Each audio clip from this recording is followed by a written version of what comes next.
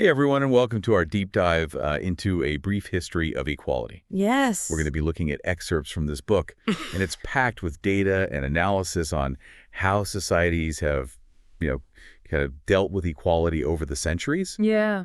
And get ready for some thought-provoking stuff, because we're about to uncover some surprising facts Yeah. and really intriguing takeaways about where we stand today, the forces that got us here, and what might be ahead. Yeah. What I think is really fascinating about this book is it doesn't just, present a bunch of facts and figures. Right. It actually digs deep into how societies have struggled with the idea of equality for centuries. Okay, so how deep are we talking here? What kind of data are we looking at? Well, I think like prices, salaries, land ownership records, inheritance data, Okay. meticulously analyzed. I never thought about tracing those patterns that far back. Yeah. So what does all this data tell us about the history of equality? Well, the book argues that since the late 18th century, there's been a clear but not straightforward trend toward equality. But, and this is really important, it's important to understand the limitations of this progress. Okay. It's not as simple as like, oh, hey, everybody's equal now. So we've come a long way. Yeah. Not far enough. Exactly. Different types of inequality have persisted sometimes in ways we don't even realize. Okay. Like we see it in income disparities, gender inequality, inequality based on where someone comes from, just to name a few.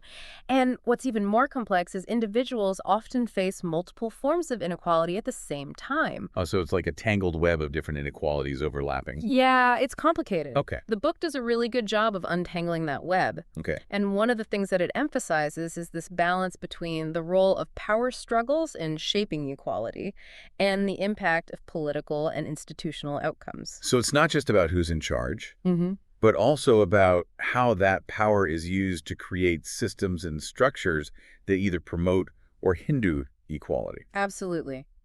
You got it. Think of it like baking a cake. Okay. You need the right ingredients, right? In this case, the ideas and institutions, but you also need someone with the energy and the skill to mix them properly. Right. And that's the power struggles. Right. Both are essential for a successful outcome. It's tempting to think that if we just get rid of those in power, equality will just appear magically. Right. But as the book points out, it's not that simple, is it? It's not. It's a really dangerous oversimplification to assume that breaking down elite resistance will automatically lead to equitable institutions. Okay. The design and the structure of those institutions matters tremendously. Right. We have to think really carefully about how they distribute power and resources. So even if we get rid of the bad guys, if we don't replace them with the right systems, nothing really changes. That's a great way to put it. And speaking of systems that didn't quite work out, the book uses the Soviet Union as a case study to illustrate this point. Oh, okay. It's a story of initial success, but ultimately a tragic downfall. I know a little about Soviet history, but can you give me an example of those early successes the book highlights? Well, they made significant advancements in education, public health, and industry. And of course, their role in defeating Nazism can't be overlooked. However, the story doesn't end there. Right, because we know the Soviet Union ultimately collapsed. Right. How does the book connect that collapse to issues of equality? After those early triumphs, the Soviet Union implemented oppressive policies that concentrated power and stifled individual liberty. Okay. And when the Soviet Union collapsed, it actually gave rise to a new form of hypercapitalism, turning Russia into a haven for oligarchs and a breeding ground for tax havens. Wow. It's a case study in unintended consequences, Right. where a system meant to promote equality actually ended up fostering a different but equally problematic form of inequality. So they went from one extreme to the other. Yeah. So the book is arguing that even revolutions can lead to outcomes that are far from equitable Yeah. if the new systems aren't designed very carefully. Exactly. Power struggles are a fact of life, but they need to be directed towards establishing just and sustainable institutions. That's the takeaway here. Okay, so we've talked about this long march towards equality, Yeah. the complexities of power struggles, Mm-hmm. and the dangers of oversimplification. But what about the progress that has been made? I mean, surely there's some positive things we can celebrate, right? Absolutely. The book highlights some really remarkable advancements in human development. Okay. For example, since 1820, life expectancy has dramatically increased, and infant mortality rates have plummeted. Those are amazing statistics. They really show how far we've come. They do. But I imagine there's a catch, right? This progress didn't just happen out of thin air. Right. The book reminds us that we've achieved this progress at a cost.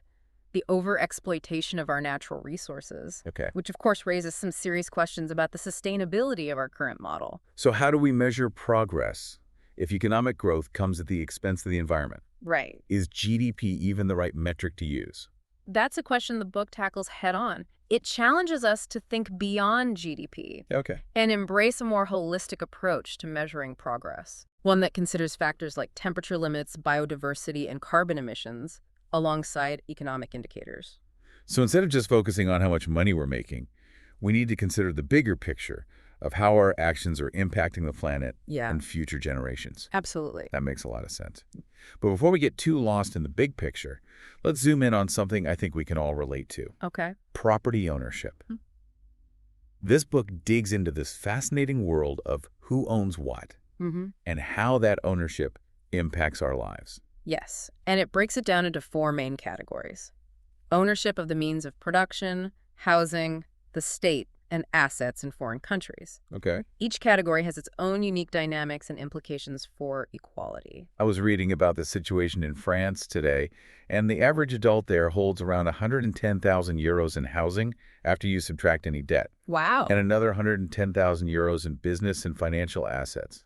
That's equivalent to 6 years of the average income. It's a lot. It puts things into perspective. Yeah. When you think about the vast differences in wealth, Yeah. I can't even imagine what it's like for those in the top 1%. Yeah, it's a stark reminder of how unevenly wealth is distributed, even within a developed country like France. And that's just one piece of the puzzle. The book also explores the historical significance of foreign assets, particularly during the colonial period. Right. Those assets played a major role in global inequality, allowing certain countries to accumulate wealth at the expense of others. So the legacy of colonialism continues to shape the world today, even in terms of who owns what. Absolutely, and it's something we need to be aware of as we strive for a more just and equitable world. Okay. Yeah. Yeah. And that brings us to the fascinating story of Europe's rise to economic dominance. Right. The book really dives into the factors that, propelled Europe to the forefront of the global stage. It's a story that involves innovation and progress, Mm-hmm. but also, as we know, exploitation. Right. It's hard to believe that England was importing so much wood, cotton, and sugar from plantations that it was essentially exploiting an area of arable land, Wow. 1.5 to 2 times the size of the entire UK. That's incredible. Yeah. And the book definitely doesn't shy away from the darker aspects of this history. Right. It acknowledges the significant role that colonialism and slavery played in Europe's economic success. Without access to those resources and that labor, the trajectory of history might have been very different. It's amazing to think about how interconnected the world was even back then. Yeah. So what were some of the key factors, Yeah. aside from the exploitation, that Oh. contributed to Europe's rise? Well, the book highlights a few interesting factors. For one, Europe adopted coal energy really early on due to a scarcity of wood. Okay. This gave them a leg up in terms of industrialization. That makes sense. Necessity is the mother of invention, right? Exactly. The book also points out that European states were able to establish these really profitable international divisions of labor, Right. and they achieved this through their fiscal and military capabilities, which of course were often used to enforce colonial control and extract resources from other parts of the world. So it wasn't just about having innovative ideas. It was about having the power to enforce those ideas on a global scale. Exactly. And the consequences of those power dynamics were felt far and wide. For example, China's share of world manufacturing plummeted after the Opium Wars, Right. which were essentially a way for European powers to force China to open its markets to their goods. Wow. It's a stark example of how interconnected those global power dynamics are Yeah. and how inequality can have these ripple effects across continents. It paints a really complex picture of history with both progress and exploitation kind of intertwined. Yeah. But let's shift gears a bit and talk about a potential solution to inequality: Okay. progressive taxation. Okay. The book makes a strong case for its power, arguing that it's not just about redistributing wealth, Mm-hmm. but about reshaping society as a whole. Yeah, and one of the key concepts the book introduces is pre-distribution. Okay. Essentially, this means using high taxes on top earners to narrow the income gap before taxes even come into play. Okay. It's about creating a more level playing field from the outset. So instead of just trying to fix inequality after the fact, we could use progressive taxation to prevent it from becoming so extreme in the first place. Precisely. And what's even more interesting is the book provides examples of countries that introduced or increased progressive taxation and actually saw higher growth rates as a result. Really? It challenges this traditional argument that high taxes stifle economic growth. That's a compelling point. Right. It suggests that a more equitable distribution of income might actually be good for the economy as a whole. Exactly. And it makes you wonder why this approach isn't more widely adopted. But as we've seen throughout history, power dynamics and vested interests often resist progressive change. That's true. But this book doesn't just point out the problems, it offers some potential solutions. Right. One of the most intriguing ideas it explores is this inheritance redistribution system. Yeah, It's a pretty radical concept. it is. Imagine a world where everyone, regardless of their background, received a minimum inheritance upon reaching adulthood. This would be funded by progressive taxes on wealth and inheritances. So instead of wealth being passed down primarily through family lines, everyone would get a more equal starting point in life. That's a pretty bold idea. Yeah. It is, and it would certainly have a major impact on the distribution of wealth. But the book doesn't stop there. It also delves into the concept of participatory socialism. Okay, I've heard that term before, but I'm not entirely sure what it means in practice. Can you break it down for us? Essentially, it involves increasing employee ownership and decision-making power within companies. So instead of a few shareholders controlling everything, the workers would have a more direct say in how the companies run. Exactly. It's about recognizing that workers aren't just cogs in a machine, but valuable stakeholders with insights and contributions to make. That makes sense. It's about empowering workers and giving them a real sense of ownership in their workplace. But let's not forget about another crucial aspect of equality, education. Yeah, This book also dives into the issue of educational inequality, right. highlighting how access to quality education is often determined by factors beyond an individual's control. You're right. Despite the progress we've made in expanding access to education, the playing field is still far from level around. Educational systems often perpetuate social segregation, concentrating resources and opportunities in elite institutions. It gave the example of France, where 3 times more public resources are spent per student in elite grandes écoles compared to ordinary universities. Wow. And as you might guess, those elite schools primarily serve students from privileged backgrounds. Right. It seems like a system designed to reinforce existing inequalities. It is, and that's why the book advocates for more transparent and equitable admissions processes, Okay. possibly even incorporating a formative action based on social criteria. Yeah. It's about ensuring that everyone has a fair shot at a quality education, regardless of their background. So it's not just about providing access to education, but about making sure that everyone has a genuine opportunity to succeed no matter where they come from. Exactly. It's about recognizing that talent and potential are evenly distributed, but opportunity is not. Right. And on that note, we can't overlook the persistent challenge of gender inequality. Yeah. Even with formal legal equality in place, patriarchy remains a really stubborn force in our societies. It's true. We still see gender inequality playing out in so many areas of life. Yeah. For instance, when we talk about the gender pay gap, we often focus on the difference in salaries for the same job. Right. But the reality is women are often concentrated in lower paying jobs to begin with. Right. So if you look at the overall share of payroll, the gender gap is even more significant. Yeah. It's a systemic issue that requires systemic solutions. Absolutely. And the book offers some interesting insights on this front. For instance, it advocates for quotas to ensure equal representation in leadership roles. Yeah. There's research to suggest that this can actually help break down gender stereotypes and create a more equitable environment for everyone. I read about a fascinating study in India where researchers found that people perceived the same political arguments as less credible when they were delivered by a female voice. Oh, wow. But when women were placed in leadership positions, it actually helped reduce those negative gender stereotypes. That's so interesting. Yeah, it's a powerful illustration of how representation matters. It does. It's about challenging those deeply ingrained biases and creating a world where everyone's voice is heard and valued regardless of gender. That's a powerful idea. But as we broaden our perspective, we have to acknowledge that inequality isn't just a national issue. Right. It's a global one. And the book argues that we can't ignore the rise of China and its model of state-controlled capitalism. Right. China's economic growth over the past few decades has been staggering. Yeah. But it's important to consider the trade-offs. The book raises concerns about the lack of political freedom and democratic participation in China's system. It's a complex issue. On the one hand, China has lifted millions of people out of poverty. But on the other hand, That progress has come at the cost of individual liberty and human rights. Mm. How do we reconcile those two sides of the story? It's a difficult question with no easy answers.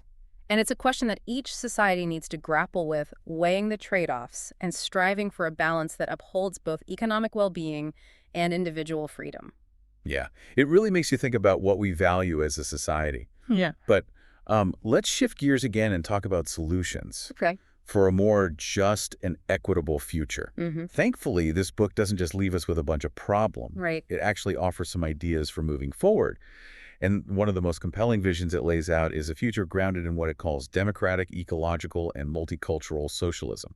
And what's interesting is the book doesn't frame this as some far-off utopian dream. Right. It presents it as a continuation of that historical movement toward equality that we've been talking about. So it's not about starting from scratch, but building on the progress we've already made and addressing the areas where we've fallen short. Exactly. It's about learning from the mistakes of the past and being bold enough to imagine new possibilities. And one of the key concepts the book puts forward to guide us in this journey is universalist sovereignism. Okay, that's a mouthful. Can you unpack that for us? What exactly does universalist sovereignism mean? It's a really nuanced idea.